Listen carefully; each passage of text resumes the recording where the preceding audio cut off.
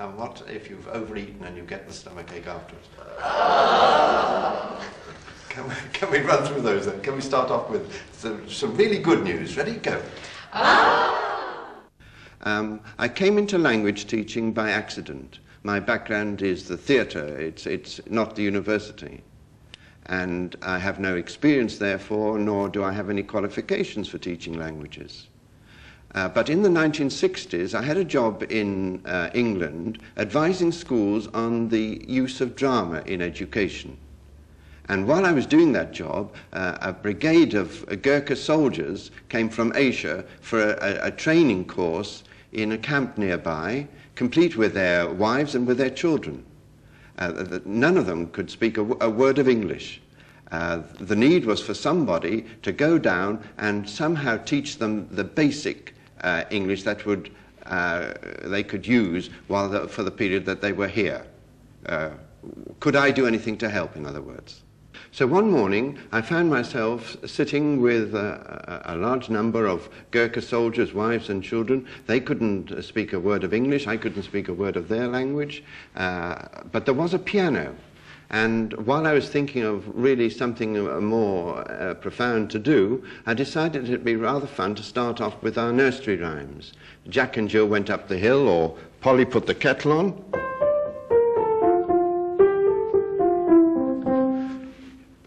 It has an easy tune, the words are easy to learn, and the rhythm is good. And we found ourselves singing these and quite enjoying them. And while we were enjoying them, it occurred to me that perhaps we could go on to one or two of our folk tunes, like Early One Morning.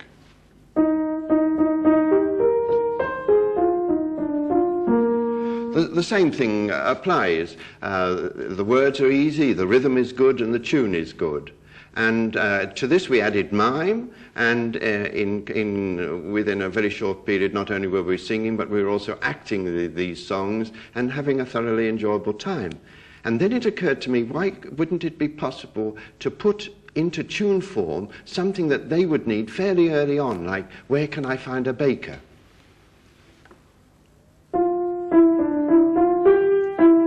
Where can I find a baker? And by then taking the tune away, we have the correct intonation. Where can we find a baker? Where can I find a baker? The words are correct, the grammar is correct, and we've also got the more difficult point that's correct, and that's the intonation. And by that time, it was time for me to go home. When I got home, I sat down to work out what had happened during the day. Soon I discovered certain truths. One was that we learn more quickly if we're emotionally involved. Another was that if we are emotionally involved, we can work for a longer period. And then to add to this, the Aristotle theory that it's far more efficient to learn from experience than from a textbook, these two truths were the basis of what we're about to see. So in these situations, we want to create an atmosphere where each person can gain a little bit in her self-confidence. We want to have a situation where we can learn as quickly as possible, as happily as possible, and in a situation where we can form relationships with other people in the class. Our time is somewhat limited, and therefore the time that I take up must be the minimum, and the time that they have for practice the maximum. In other words, if I can get a situation where they're all talking at the same time, then we're using the maximum use of the time. And so nearly all these exercises are in pairs or threes or small groups. The other advantage of working in this way is that there's no audience. So people are not likely to be embarrassed, and it's the shy ones who usually need the most practice. And therefore in these exercises also you'll notice that there's hardly any audience. Now, how can we use emotion and experience? Wherever possible, I'm using exercises which involve me, I, not her or that person over there. All the experiences are happening to me. They're not happening to him. They're happening to me, and they're not happening to me pretending to be him. They are me, myself. And in this situation, I'm far more likely to listen to really what is being said to me. Now, with emotions, we're naturally a little bit shy about displaying them, particularly with strangers. And therefore, the first exercises have no emotional involvement at all. I've divided them up roughly into 6 groups. In the first category, the exercises are demanding very small language knowledge. The second category, the language is a little bit more difficult, but there's still no emotional involvement. And in the third category, the language is quite difficult, but still there's very little emotional involvement. And then in the fourth category, we begin to involve the emotions a little bit. First of all, with quite simple exercises, language-wise, and then a little bit more difficult. And then finally, in the sixth category, we have really difficult situations, both language-wise and emotionally. Now, the first of the group of exercises you'll find are really not drama at all. They're far more games rather than drama.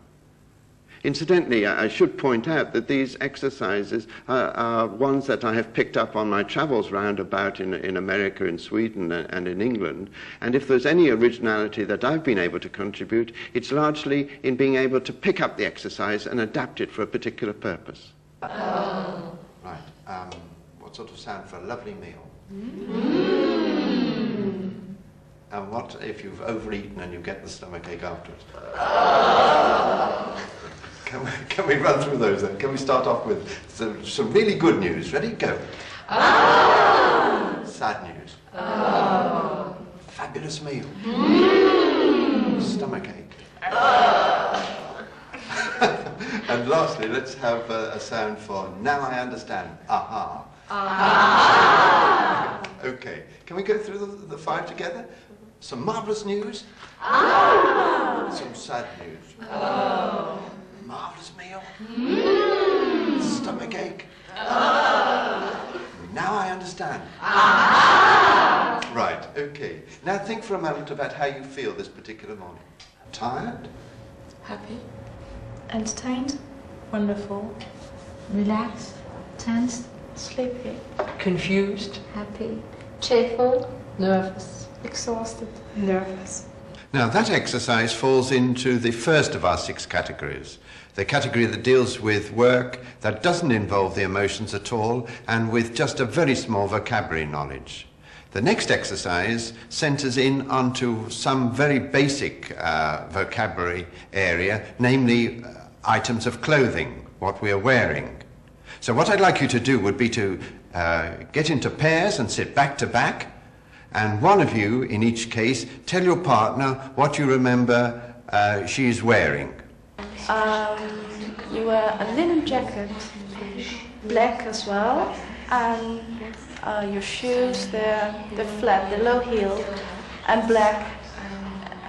Your socks, I can't remember really, I think they're grey, something, I think grey. Yes. Well, that's it, I think.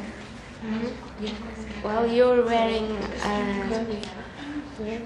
white blue jeans, brown low-heeled shoes, and you're wearing a cotton shirt, which is black, and underneath you're wearing another shirt, which is black, brown striped. Is that all? Yes. Good. Right, swap round, turn round and see how accurate you are. We're now moving into the second category of exercises. Again, without any emotional involvement, but the language is a little bit more difficult. In this case, it's a matter of seeing whether you can keep a flow of dialogue going, even though there may be a distraction. What I'd like you to do is to divide up into groups of 3. I want the one in the middle of each group to listen to what the other 2 are saying. I want the 2 people outside to try to dominate the centre person's attention, talking about anything he or she wishes. But you both, the outside people, talk at once, and the one in the middle tries to keep both conversations going. Right, off we go. Everybody else wants to no, James Bond, I don't like James Bond. But no, Eddie Murphy is great. Eddie Murphy is a special. It's great. No, Eddie Murphy is great. Good, fine, swap round. Oh. Right, off we go again. Well, what did you do last Last evening I went to my friend. Yes, I have to go. I went to my friend. He lives 2 streets away from me. And, 2 streets away? Yes, no, he lives on his own. He has a really nice house. He has a really nice house. And what's the house like? It's from one house with wine and Right, fine, swap round once more. Right, off we go again. Well, what have you done yesterday? How's your kid doing? My cat, I haven't got here. How's your new house? It's great. Someone else. How many dogs? I thought it was your dog. How many rooms? I don't have dogs. You don't have dogs? How many rooms? Who was it that I was talking to? Now, the last of the 3 groups of exercises where no involvement of the emotions arises is one where we need to keep a flow of speech going, as we've done in the past, but also there's a certain amount of body movement involved, and we're all just a little bit self-conscious about that to begin with. What I'd like you to imagine that in each group we've got one person waiting at a bus stop, waiting for the bus to come along, not expecting to be interrupted. Then one by one various people come up to her with some sort of problem, like, can you help me to open my umbrella? Will you look after my dog? Now, we'll feed in one person at a time, and immediately with that conversation's going quite well, we'll bring in a second person, and then we'll bring in a last person, so that all 3 then are trying to keep the first person's attention by what they are requiring, and the problem now is for the person who is waiting in the bus queue to keep all the conversations going. Right, let's have a try. Excuse me. Excuse me? Hello, I'm conducting a survey on washing powder. I was wondering if you would tell me which washing powder you prefer to use. Well, I use -3. -3, really? I wonder if you've ever tried Persil. No, I haven't really not. You haven't tried Persil? Because you know that Persil washes whiter than anything else. That's what they all claim to be. Yes, but Persil, you know, is your genuine washing powder. Removes every dot of dirt from your clothes. I don't believe you. Perhaps you'd like to try it. We have some sachets here, which... Well, no, I'd stick with my cash. Free, you know, I'd stick with my cash. Excuse me, could you hold my dog for a little while? I have to go into the butcher. I have to tell you something. I'm afraid of dogs. Oh, he doesn't bite. Yes, but they all say. Yeah, but come here. I have some very important business to talk about with this lady. Excuse me, I'm very sorry to serve you, Mama. I wanted this stuff. Could you keep your dog over there? If you just put it in one here, I can... Well, could you just stand over there? And then I'll help you with your umbrella. No, you see, put it there. Okay. No, yes, no. Oh, come on. All right, splendid, marvellous, good. Thank you. Now, the 4th group. Here we begin to involve the emotion to some extent, and we go back to quite an easy language area. What I want us to imagine here is that we have a hotel receptionist sitting at the table, and towards this receptionist comes somebody, a guest in the hotel, who has lost her voice and has some sort of problem. Maybe her wedding ring has gone down the drain, or maybe the lift doesn't work, or maybe there's too much noise coming through the window. That type of problem. But I want her to come in and to mime the problem to the receptionist, not using any speech at all, and the receptionist has to see whether she can arrive at the seat of the problem purely through questions. In other words, it's just a simple question-making exercise. Can't speak. You are fat here standing.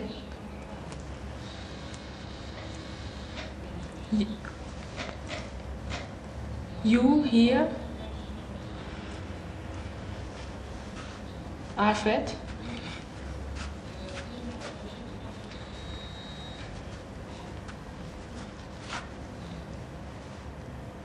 A fat man with a beard.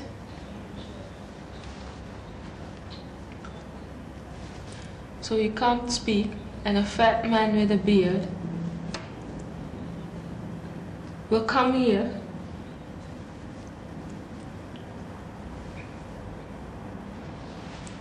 "12 times at 12 o'clock. So a fat man with a beard. He's also small. A small fat man with a beard. A small fat man with a beard. Will be here at 12 o'clock. With 2 eyes. I've got 2 eyes. Oh, I see him. So I see a fat man with a beard, small, here. And I have to telephone you.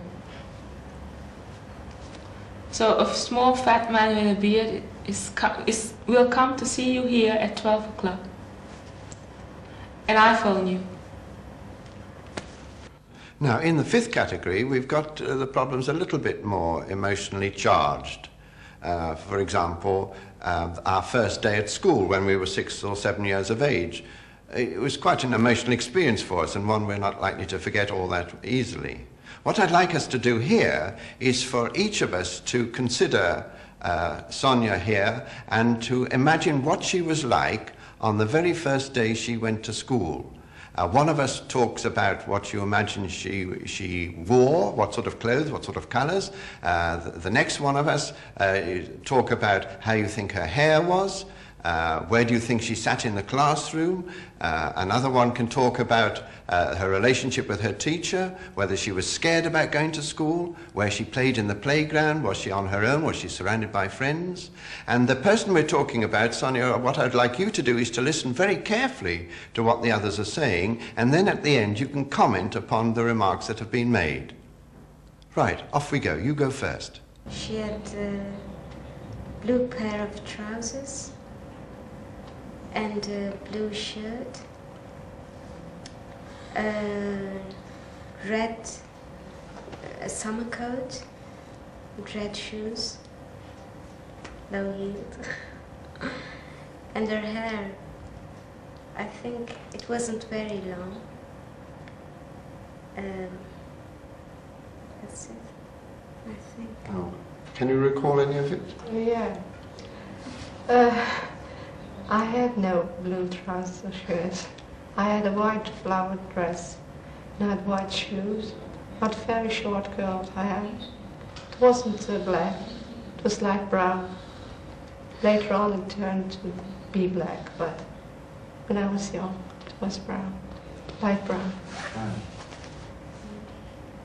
Now, well, can you go on a little bit and talk a little bit about how you see her in the school?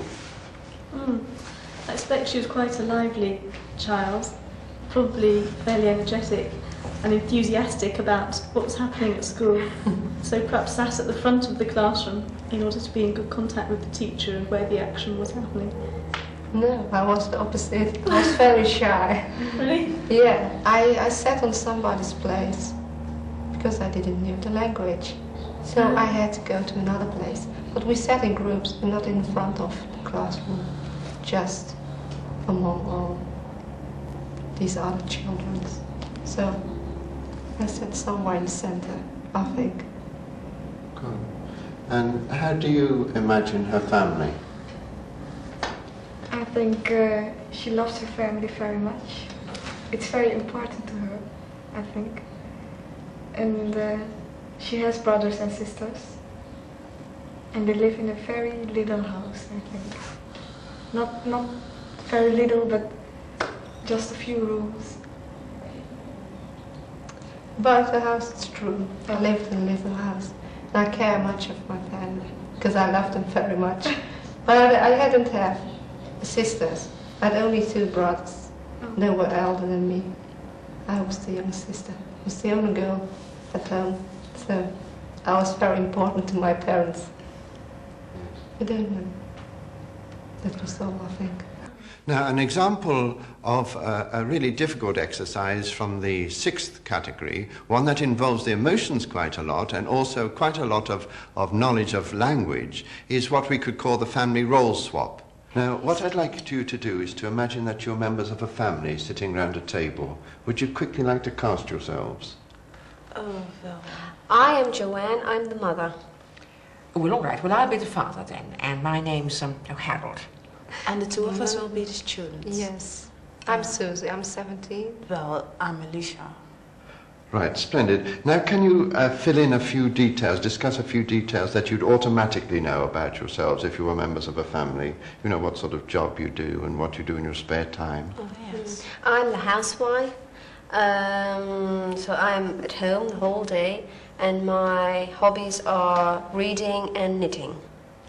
And I go out to work, of course, and I go to work in an office. I've got a responsible position, so I like a peaceful home. And I haven't much in the way of hobbies, but I do love my children. I'm a student and I like going out and have fun. Yes, so do I. We're sisters, and we get along very well. Yes? And what is your favorite hobby? My favorite hobby is sports and discos as well. Mm. And when you're at school, what is your favorite lesson? Grammar. And what job in the household do you not like doing? Washing up the dishes. You just don't like washing up the dishes? I don't like that, no. And what's your idea of a peaceful time at home? I like to sit in the armchair and watch television. Right. Are we all fairly clear? Yes? Mm-hmm. Now, imagine some disagreement you have. Think out some way in which you might have an argument over a meal. Yeah, we want to go. Over a meal? Yes. We want to go and live on our own. Yes. You two want to leave home and go and live on your own. We're going to study, so. Right. Now, imagine that this is the meal time where you've made up your mind that you're going to break the news to your parents that this is what you're wanting to do. All right? Yeah, okay. Okay. Off we go. Mom, we have a problem. Yes, dear. Elisa will tell you. Well, you see, next term we're going to college, and we thought if it wouldn't be better for us to live on our own, we could share a room together. Did you hear it, Harold? Oh, yes, but we'd miss you dreadfully if you went away. No, you mustn't. Myself, but you mustn't go. Yes, but why not? I mean, everyone, student. Everyone does. But it's where much would you cheaper. live? Where would you cook? We can cook. Oh, I can't bear We it. can cook on our own, and we could save a lot of money with traveling. Right. Now, I'm going to stop that at this point, because what I'd like to do would be to involve some of the people who are watching. What I'd like you to do would be to stand in a circle round this family, listening. And when one of you can identify with the type of character that is being portrayed by one of the members of the family, listen very carefully to how this person is expressing what she's wishing, and when you feel you can take over the role without changing it, keeping the role as it's been created, just tap this person on the shoulder and she will slip away and you sit down in that position and take on the conversation. All right? So that after a few moments, all these four will be replaced by four of us. Yes? Now, when you've been replaced, stand nearby and just see how true the takeover has been.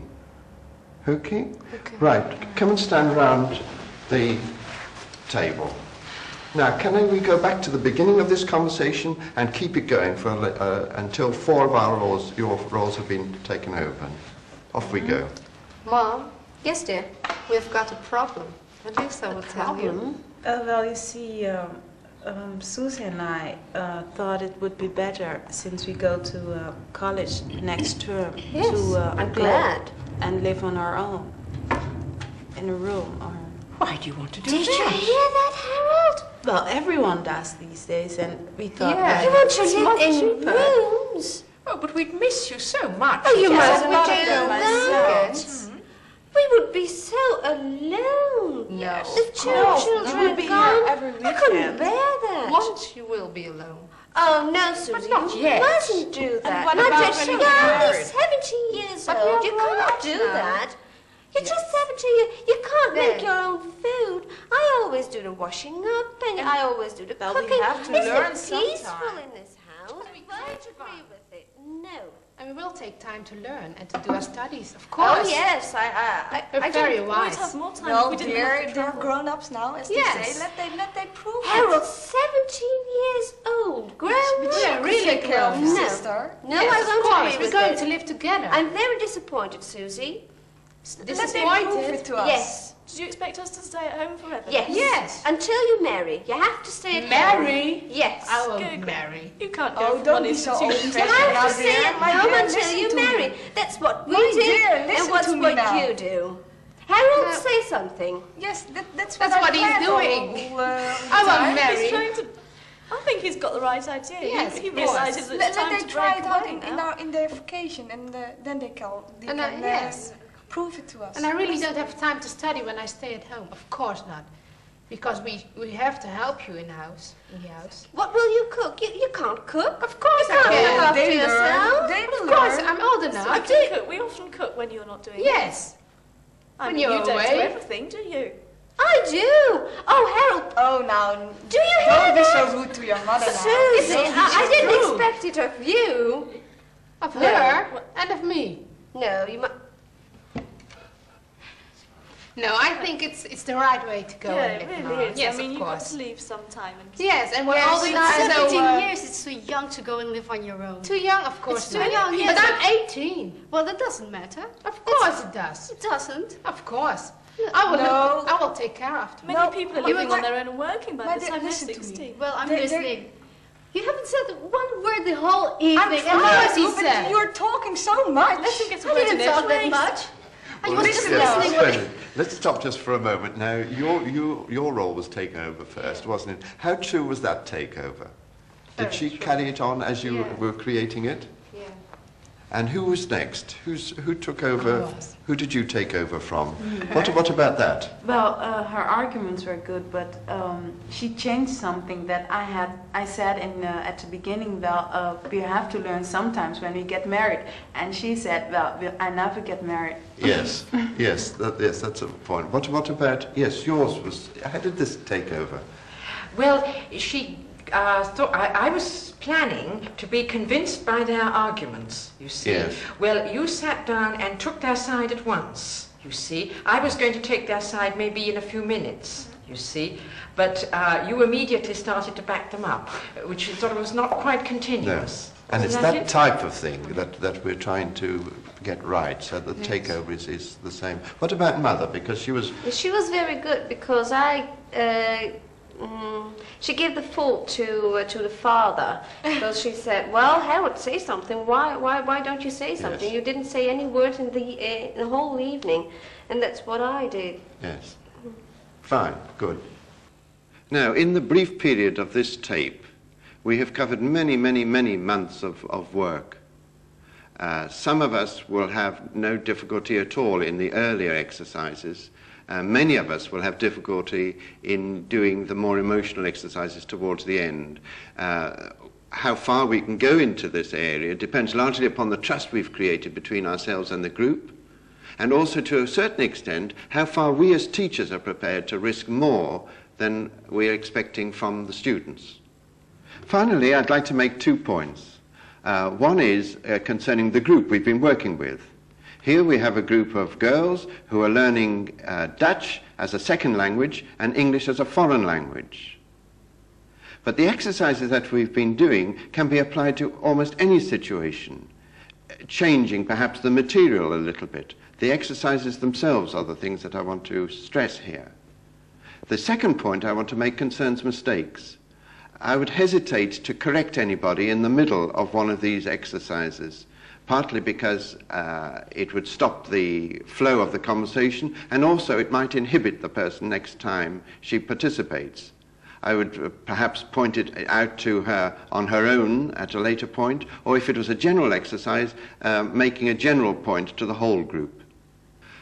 I hope you find some of these exercises of some use to you. I find this more personal approach far more rewarding. Take care not to follow them too slavishly. Let it depend a little bit more upon the situation than trying to keep to a particular order. For example, if a class is becoming a little bit sort of heavy as a result of sitting